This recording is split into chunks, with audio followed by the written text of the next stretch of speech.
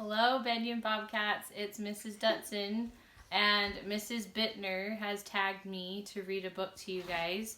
The book that I chose was Harvey Potter's Balloon Farm by Jardine Nolan, the author, and Mark Beener, the illustrator.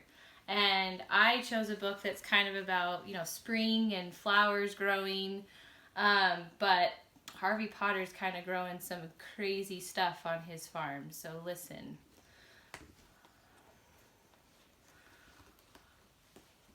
Harvey Potter was a very strange fellow indeed.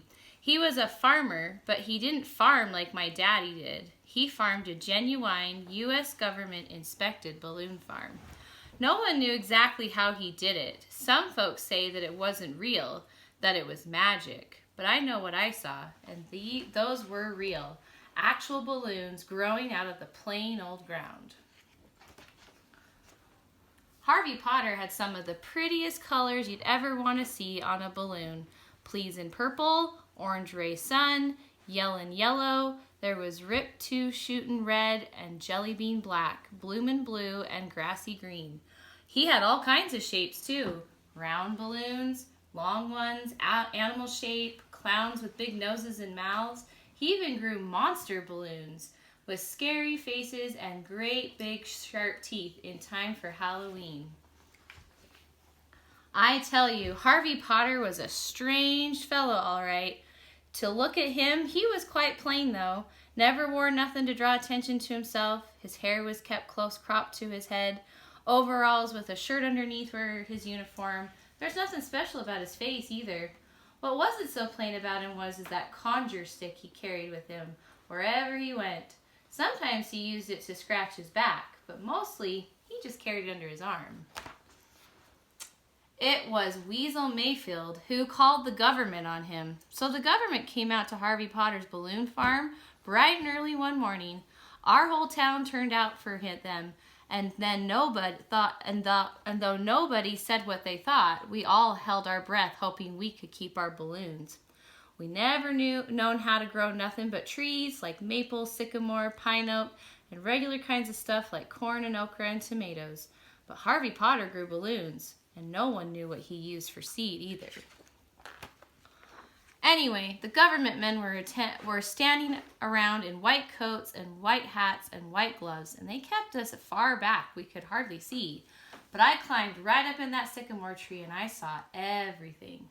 They pulled and they poked, and they pricked on those plants with a pin. What was supposed to happen? What was supposed to happen did. The balloon popped. Even they couldn't argue with that. So they gave Harvey Potter the right to grow balloons. He never asked them for it, mind you, but he took it anyway, just to be polite. Let me tell you, it made everybody happy. Well, almost everybody. Weasel was sore.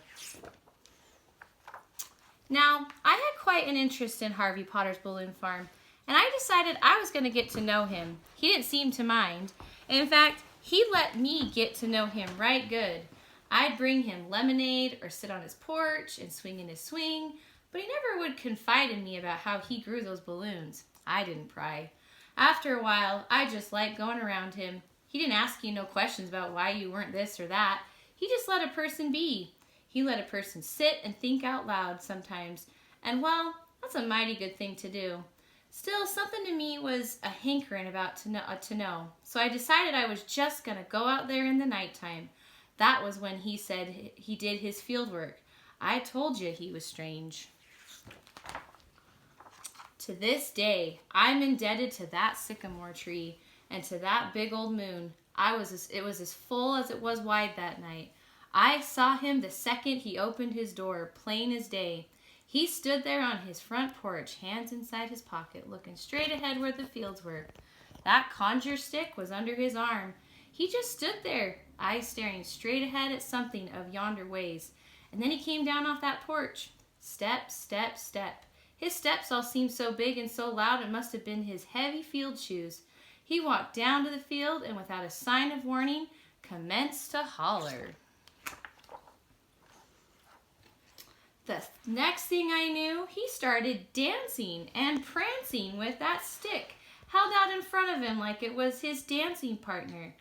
Then that stick started to glow a nice orangey color and stood up directly on its own. And when it rose up into the air, Harvey Potter rose up right along with it.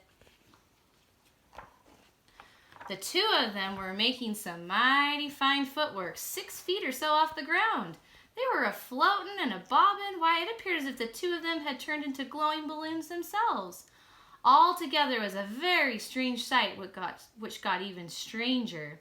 Harvey Potter dropped back down to the earth and grabbed hold of that stick and waved it round over his head, and he whooped and he hollered and he yelled and he carried out, "Yee-yah-yah-yah-yah-yah-yah!"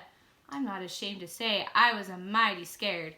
I would have jumped right down and run for home, but my eyes were just plain glued to Harvey Potter.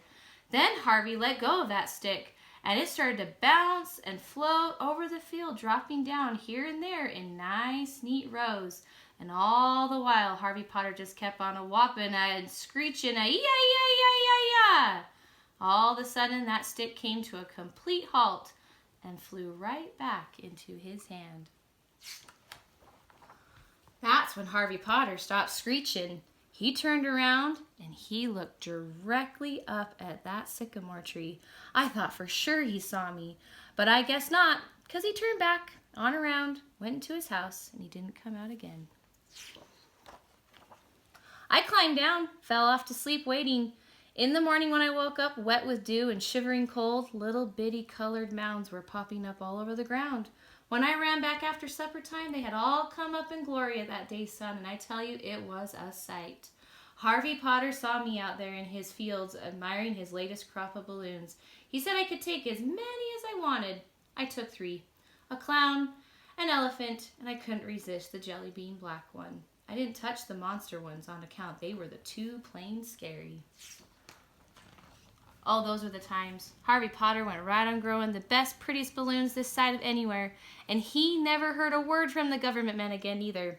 As for Weasel Mayfield, he was so riled up over the fun we were having with our balloons, he packed up and he moved off to parts unknown. I remember those days well. It was the summer of '59 when I was hankering to leave home myself to find out what the world had to offer. Harvey Potter grew me a balloon that was big enough to carry me off. That's how I landed in this place here. I never did go back home and never did want to.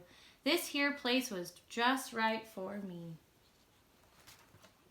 These days I farm, and I am not one to brag, but I have harvested my 32nd crop of balloons. Now, I don't grow mine the exact same way as Harvey Potter does on account of I'm not a Harvey Potter. I have my own methods. Maybe I'll show you someday. So that is the story of Harvey Potter's balloon farm. We're not going to grow any balloons in our yard, but it's a good one. So I'm going to tag Mrs. Deerdorf. It's her turn next to read you a book. But thank you for listening, and we miss you a ton. And hope that you are enjoying your spring break and enjoying time at home with your family. But no, we miss you a lot at Benyon. Thanks for listening. Bye.